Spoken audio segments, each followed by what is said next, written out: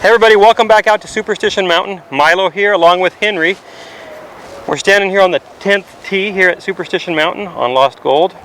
And we're talking a little bit about a really important topic about how our pivot works, and that topic is how to keep the left side of our body, the left shoulder especially, low in the transition period.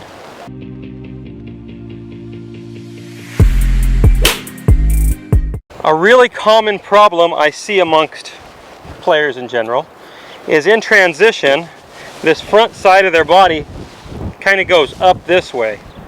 Right? And when that happens, what happens to my golf club? It falls back behind me,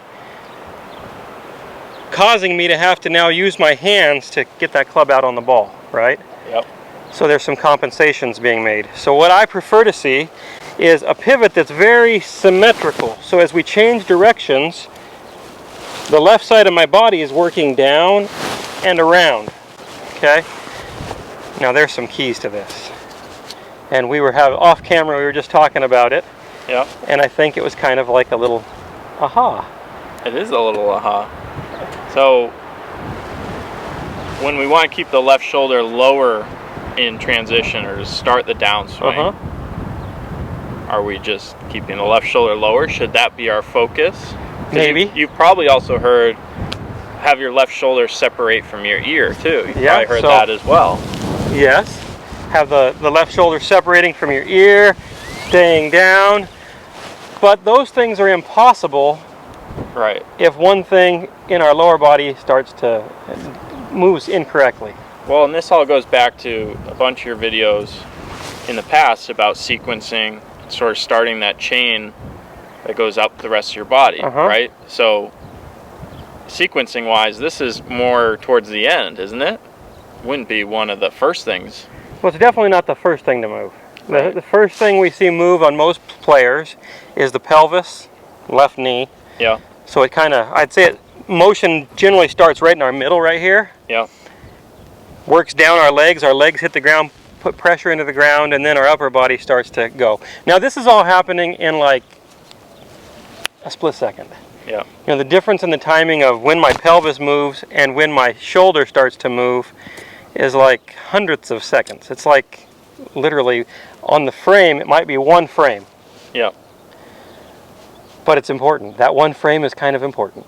Right. So sounds like what you're saying is where this hip goes, so does the shoulder go. And that's what we talked about off camera. As I told you, if your left hip starts to go up in transition, this shoulder will not stay down. It also will not get away from your chin. You know, you hear that, get your shoulder away from your chin. Well, if this goes up, that's not going away from my chin. So the problem is not the left shoulder going up. It's a symptom of something else happening earlier on in the chain. Now what about the people that are at home watching this and they're saying, but the left shoulder always rises in the golf swing? Well, it does, but when is it happening, right? Yes. Do we want it to be early in transition, or is it later?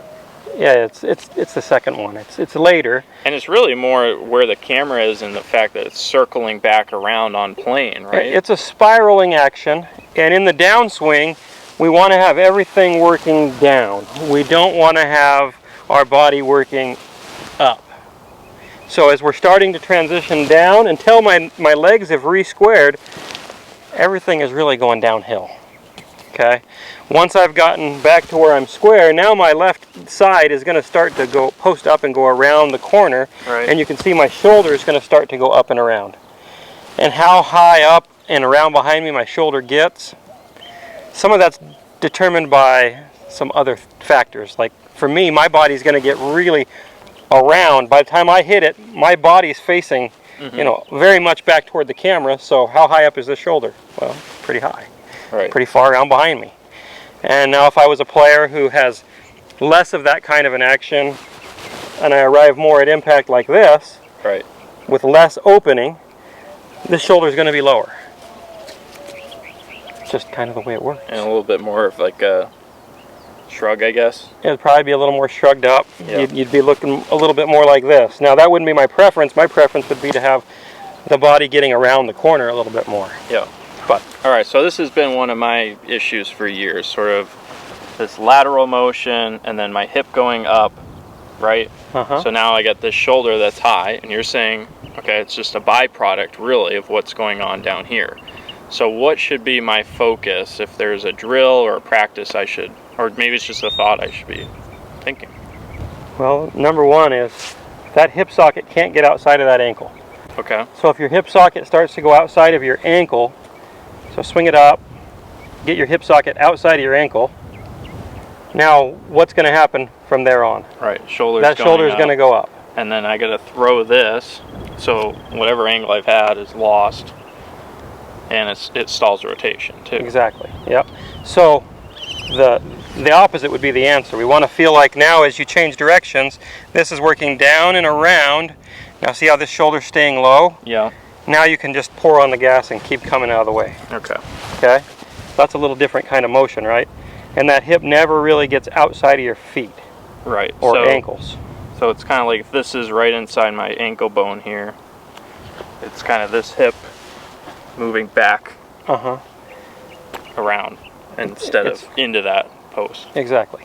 That would be my preference. That's the most dynamic way to pivot. That's how we see baseball players, tennis players, pretty much everything. That's how you swing a stick if you want to do it with maximum force.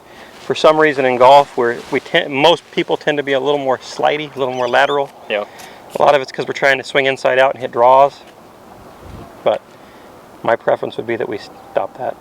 Okay. So my focus is to keep my shoulder lower in transition. My real focus should be keeping my lead hip inside my ankle bone. Yep. Okay. Should I try one? Let's try one. It's that simple. See what you got. I don't know if I can do it just on the fly, but we'll see. Cold turkey right here. Haven't hit any balls for a while.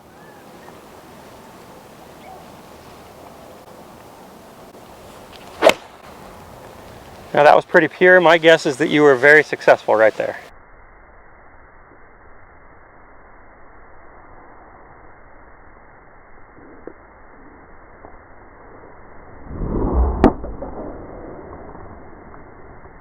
Well, I tried to, it really was feeling like that hip is going back and around, almost like I'm trying to get this left cheek almost facing the camera sooner in a way.